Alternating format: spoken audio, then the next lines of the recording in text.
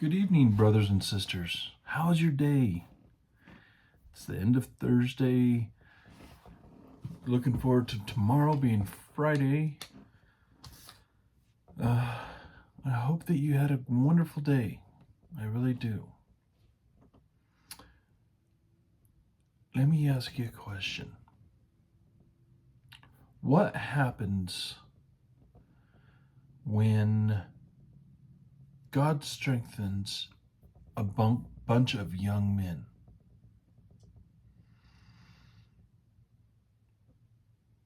We're going to talk about these young men today. They're known as the stripling warriors of Helaman, or Helaman stripling warriors. And these young men will do something that will change the tide of a war or battle.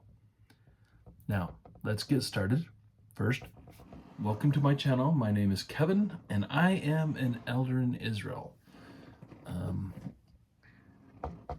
I'm thankful that you guys have showed up on my video. I hope you watched the whole video because we are going to cover Helaman Alma chapter 56.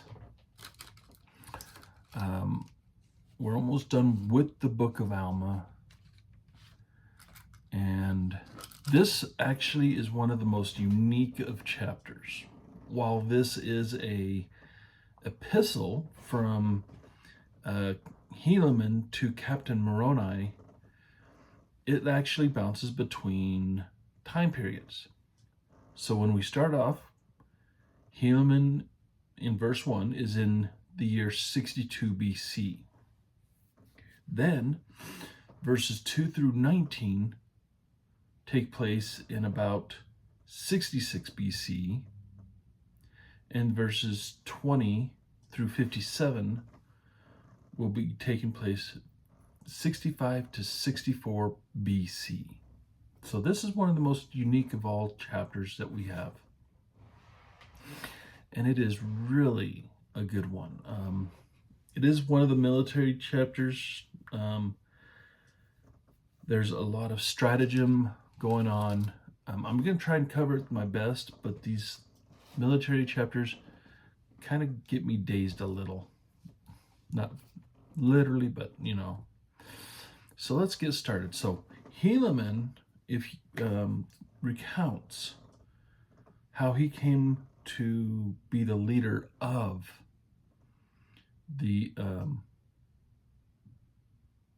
these stripling warriors to Moroni. He says that he came upon the land of the people of Ammon. Now, the people of Ammon had taken a covenant of pacifism, and this means that they would not take up the arms, take up weapons at all, not even to defend themselves. We see earlier in Alma when they swear off the weapons when they were still in the land of Nephi, and they were known as the Lamanites. Well, back then they were known as anti-Nephi Lehis. When the Lamanites came upon them to kill them because, they believed in Christ, they converted to the truth. They refused to take up a weapon, and thousands were killed. Well, because of their path of least resistance, many of the Lamanites who were there to kill them saw this, and they were converted because of how they lived. So they had to flee to the Nephites. So they took this land, and that's all they did. They just lived a peaceful life. They didn't want a war. They didn't want to shed the blood. They buried their weapons deep into the ground. Now we go forward in time, and these same people still holding on to their covenant, but they're seeing that the Nephites are dying left and right because of the battles against the Lamanites. And they are about to break their oath and take up arms when Helaman comes in the party and he tells them, no, don't break this covenant. Well,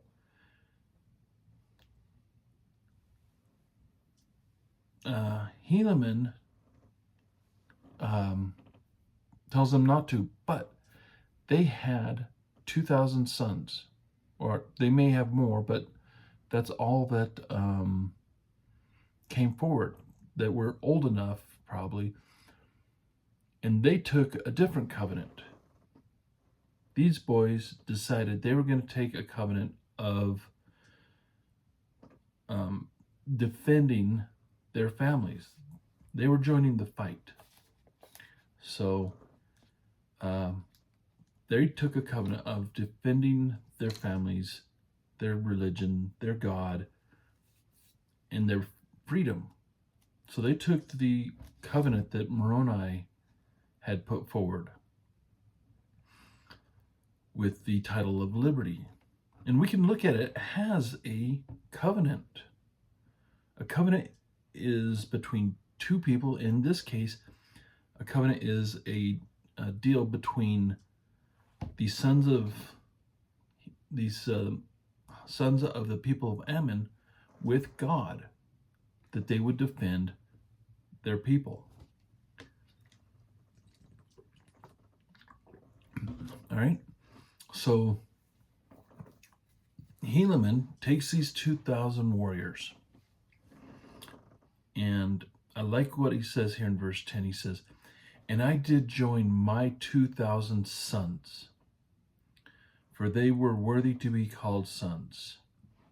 Now, also probably because Helaman was old enough to be their father. And excuse me.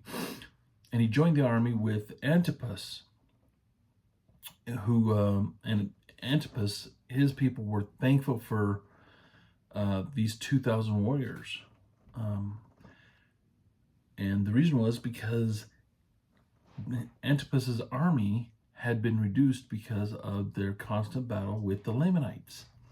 And so Antipus's army was exceedingly glad for all of the reinforcements that they have. Now, the Lamanites, along with their with the Nephites, it says here in verse 12, the Lamanites had retained many prisoners, all of whom are chief captains, for none other have they spared alive. So we suppose now that in this time of Lehi, land of Nephi, it is so if they are not slain. Excuse me. Now, as they went forward, they came across,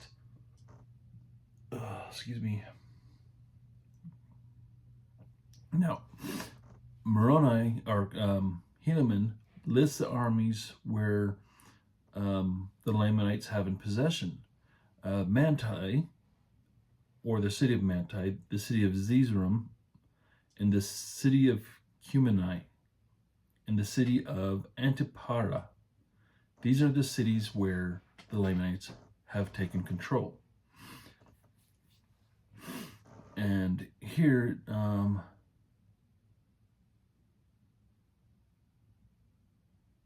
this is where they had control when Helaman arrived. Now,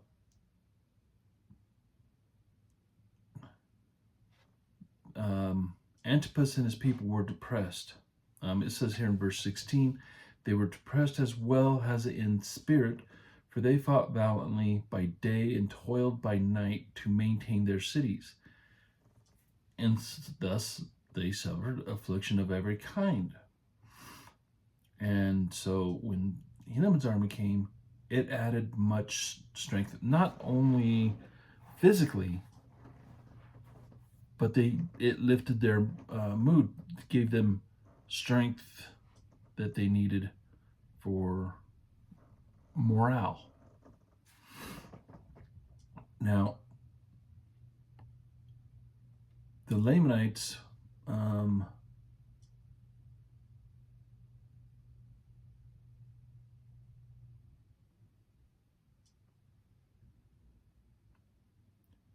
Ammoron, who is the leader of the Lamanites, he had maintained the cities that he had, and while he was maintaining them, the new year came and ended the 26th year. Now, in the 27th, they prepared their cities and themselves for defense. Now, it came to pass that they sent out spies to keep a watch on the Lamanites and what their movements have been. You know, I would love to see someone who is a military member of the church, who is familiar with the stratagem of military. I would love to see how the comments that they have to say about all these war chapters.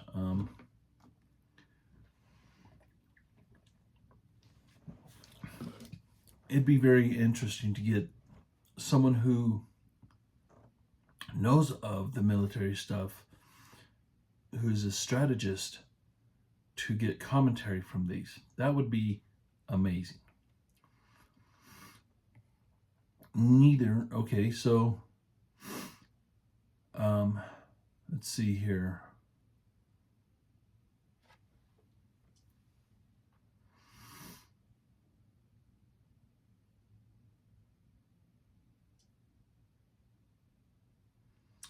Seems that let's see. I'm trying to make heads and tails of the stratagem or these military parts. They kept the spies, watched the movements of the Lamanites. They had not passed by night nor by day to make an attack upon our other cities, which were on the northward.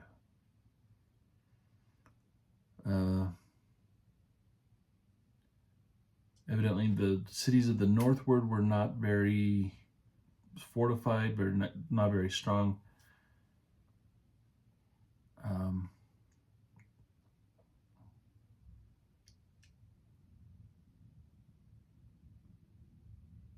They fell upon the warriors, killed them.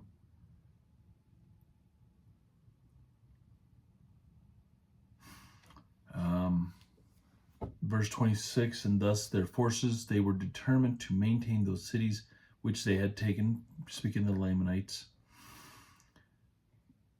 And verse 28, they talk about the stripling warriors, and it says also there were, these weren't the warrior Helamans, and there were sent 2,000 men unto us from the land of Zarahemla, and thus they were prepared with 10,000 men, provisions for them, also for their wives and their children.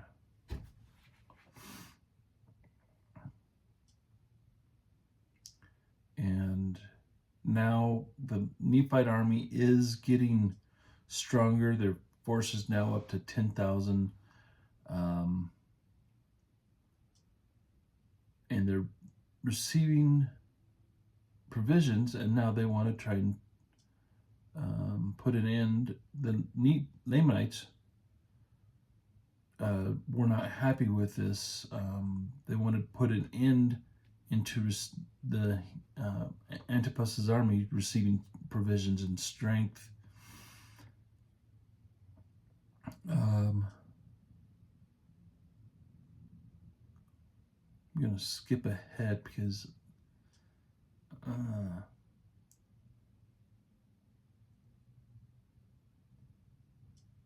honestly, these military ones, I'm not having much.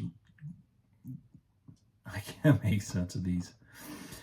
I'm going to have to do more studying in detail on all these military, because I talked to my boss, who's also a member of the church, and he said these are important. And while all of the Book of Mormon is important, the military ones, the war chapters, as they're called, you can look at it as a metaphor of the combat of our lives in dealing with Satan and all his minions who are constantly attacking the Church of Christ. And that's true. We can use these, but dang if they're not hard for me. I will admit that there are things that I don't know and I don't understand. Like I've told you guys, I am not a trained theologian. I am not a trained teacher. This is just me getting my opinion, putting in my 2 bits in helping to bring people to Christ.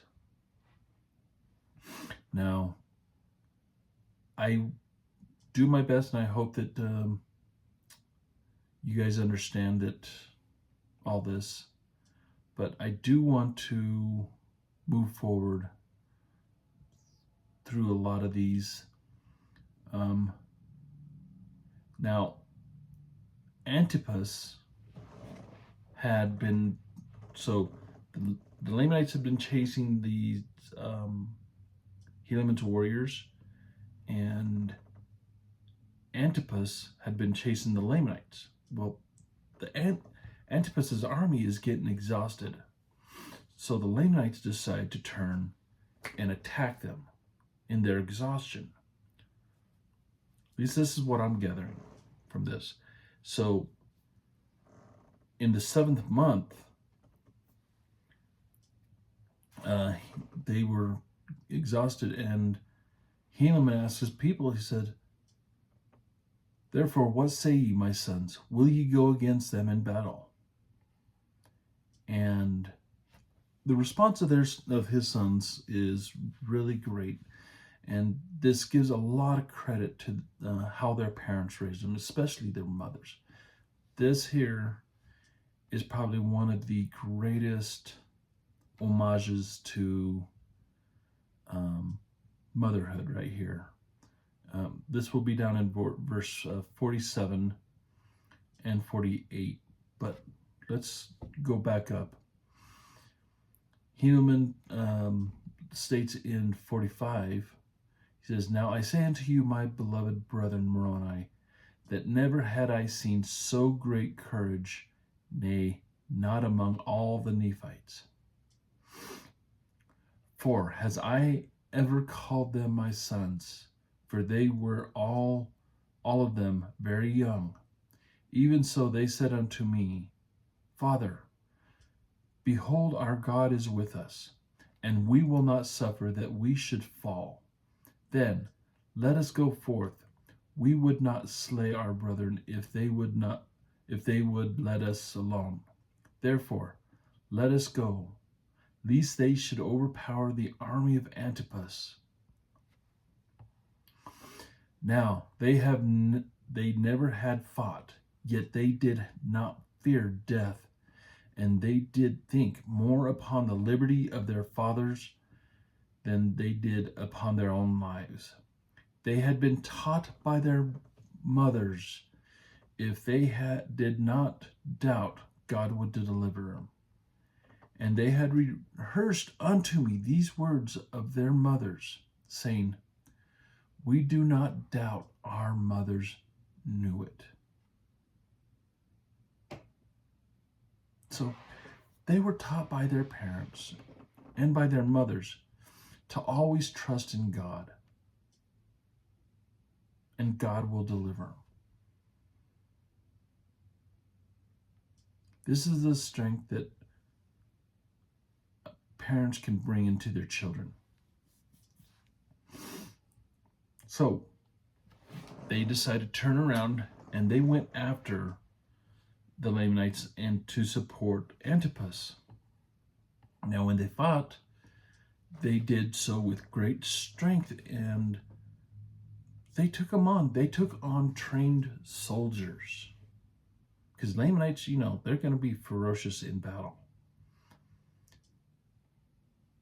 Now, when all is said and done in the battle, they had killed many of them,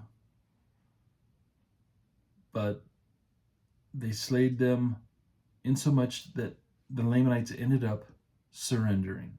Now, I don't know how many of the army of Antipus died. I don't think it gives us the number, but verse 56 is a beautiful one.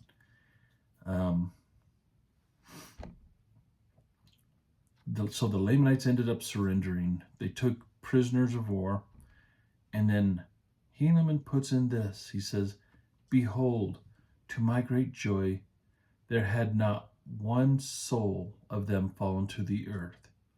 Yea, they had fought as if with the strength of God.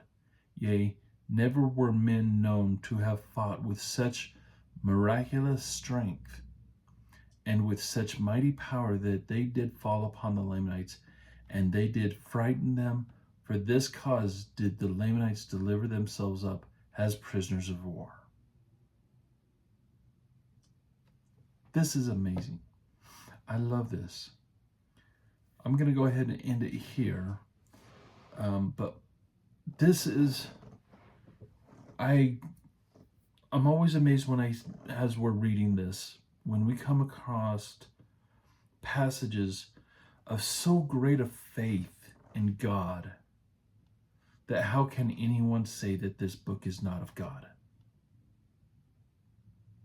These boys fought with such vigor because God strengthened them. They had such great faith that God had strengthened them. They didn't fear death. And then not one of them had passed away. If we all could have such great faith, it'd be wonderful. But that's the end of chapter 56. And Helaman took his children, his boys, back to the city of Judea. And brothers and sisters, I thank you so much for joining me. I hope you guys have a wonderful evening. We'll see you guys tomorrow for more of Alma, the book of Alma. Remember, I love you guys. I pray for you, and I hope that your evening goes wonderful and your Friday even better. Stay strong, stay faithful, and we'll see you guys again tomorrow. Love you guys. Bye.